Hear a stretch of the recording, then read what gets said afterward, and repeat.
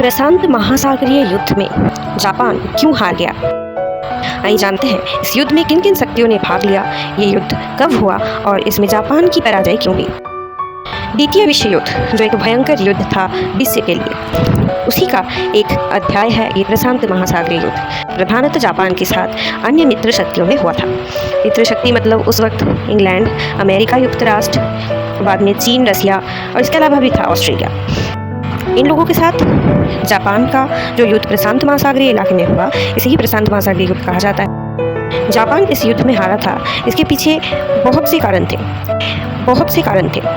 पहले तो जापान की साम्राज्यवादी आकांक्षा बहुत बढ़ गई थी। उसका आत्मविश्वास जो था वो बहुत ज़्यादा बढ़ के आत्म अभिमान में परिणत हो जाता है।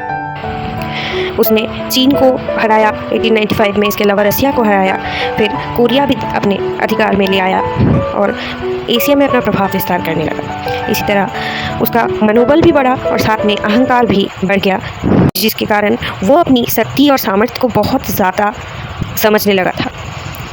दूसरा कारण था अमेरिका पर जापान का हमला। पहले जापान ने ही अमेरिका पर हमला किया और इस कारणवश अमेरिका ने द्वितीय विश्व युद्ध में हिस्सा लिया।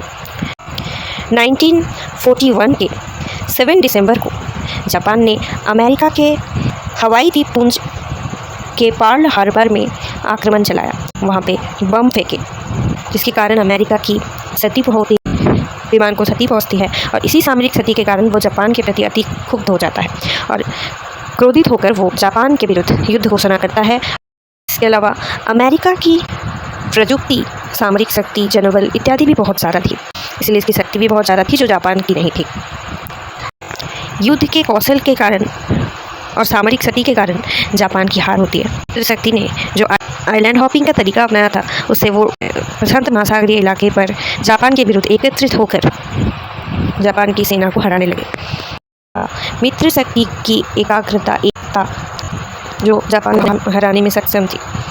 इसके अलावा जापान के जनसाधारण का मनोबल भी टूट चुका था। वो लोग भी अब युद्ध की समाप्ति चाहते थे, क्योंकि युद्ध में बहुत से सेना मारे गए।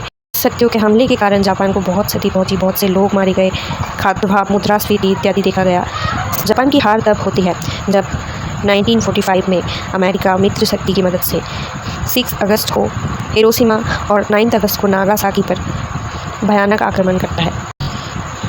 इसी आक्रमण के कारण अंततः जापान की हार होती है और 15 अगस्त जापान आत्मसमर्पण कर देता है।